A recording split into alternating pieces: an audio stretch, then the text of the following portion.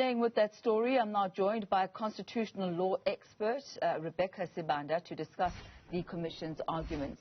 Ms. Sibanda, good to have you with us this afternoon.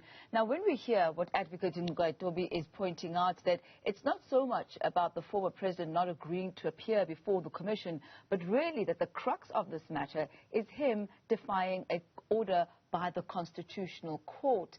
How severe is this, and what are the possible repercussions for that? Thank you for having me, Thami. I really agree with, and I'm sure a lot of our country's fine legal minds agree with Advocate Ngcukaitobi in the sense that if you allow a citizen, regardless of that person being a statesman or a member of the governing party, if you allow a citizen to defy the highest court of the land that is established and protected by principles in our constitution that governs our democracy and the rule of law, then you're basically saying that our judiciary is toothless. We cannot operate in a democracy, in a society that cannot have the rule of law enforced and respected. It is undoing years and decades of work to establish a judiciary and a system where impunity is not tolerated. And I think that we have seen the conduct of former President Zuma. It's reminiscent of the conduct we saw during his tenure as president of the country. The impunity with which he operates and ignoring and defying a constitutional court order. Any other citizen or person who finds themselves before that court and has an order of this nature issued against them would abide by that order expeditiously with fear and respect and recognition of the power and the authority vested in the individuals on that bench. So it really is more than just about Jacob Zuma appearing before the Commission. It's about the authority of the Constitutional Court and ensuring that it's respected by everyone.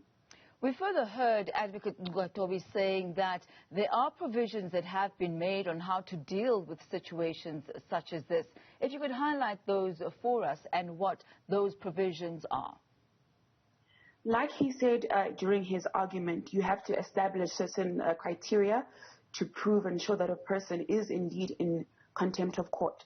We have proven a prima facie case in this instance that an individual is unprepared and reluctant to abide by a constitutional court order.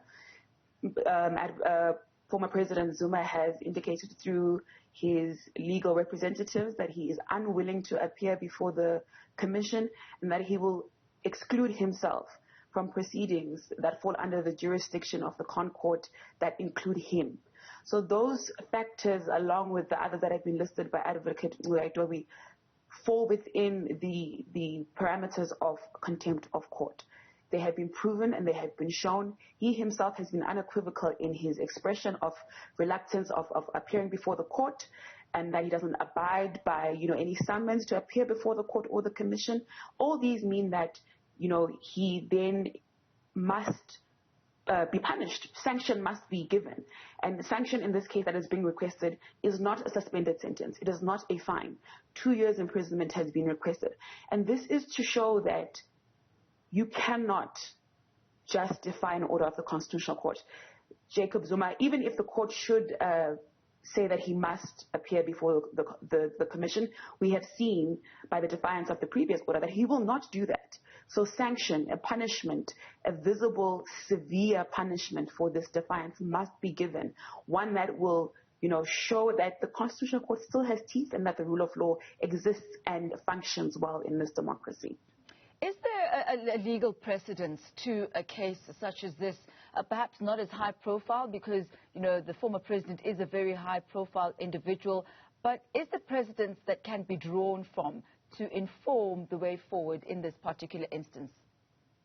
There is a dearth of precedent. Off the top of my head, I can't name a case, but there is a dearth of precedent because it's not an unusual occurrence that an individual is unable to follow a court order, whether it be health reasons, family issues, financial issues. There is a dearth of precedent for this. Millions of South Africans have been presented with court orders for appearance or performance, and failure to appear or execute the necessary performance has resulted in a contempt of court order that follows as either arrest, a hefty fine, or leeway to show to the court why they were unable to. And often there is a valid reason. You can show and prove that I am unwell. This happened in my life that prevented me from showing myself before the court. In this case, we have an individual who has not given any reason other than a suggestion of unfair treatment by our judiciary, which I must remind everyone has been appointed to perform their duties impartially according to the tenets of our law and our constitution. So his only reason for failing to appear before this court and before the commission is that he doesn't want to.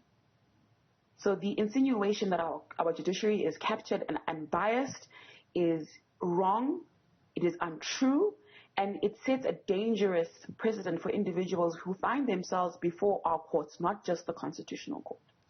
How does one argue, if one perhaps was in the Zuma camp or from the Zuma legal team, how does one argue the fact that the former president says that he feels aggrieved by the fact that he will be, if he does appear before the Zondo Commission, be appearing before a Deputy Chief Justice that is already prejudiced against him?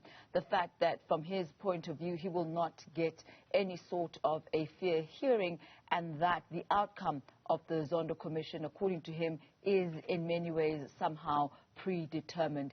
Is there any way of him arguing that? Well, I think we have seen in the attempt prior to the contempt of court order to have the Deputy Chief Justice recuse himself based on the facts that you have just stated. The Deputy Chief Justice evaluated the facts before him.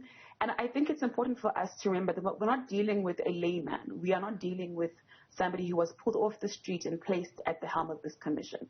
We are dealing with a respected Deputy Chief Justice of the highest court of our land, who has shown and proved himself through his career, through his judgments, that he is indeed impartial.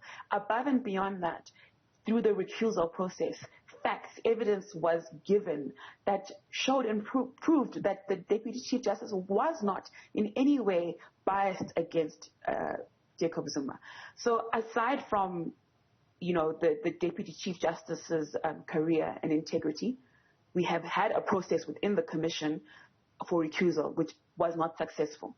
So any argument at this point that insinuates that the Chief Justice is incapable of executing his mandate impartially cannot fall, it cannot stand before the commission or this court. And after that inquiry within the commission, we went to the Constitutional Court and we secured a court order that has been defied. We are back before the Constitutional Court.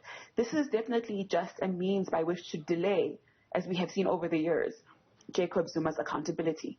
And we're not looking anymore, just as Advocate Ngcukaitobi indicated, for him to appear before the commission. He has indicated that he will not.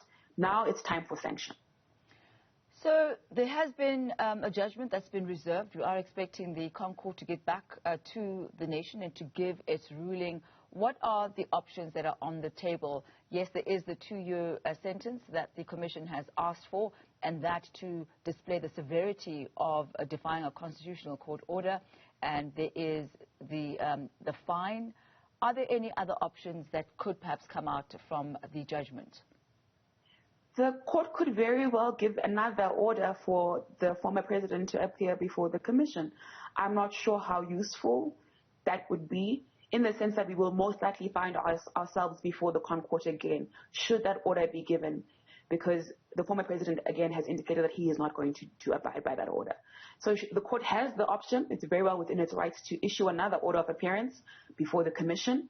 A sentence can be issued that can be suspended, so a 2-year sentence could be granted, but a suspended sentence which will not see former President Jacob Zuma within a prison cell. So those are the options that are available. Ms. Sibanda, we thank you so much for your time this afternoon. That's Rebecca Sibanda, the constitutional law expert.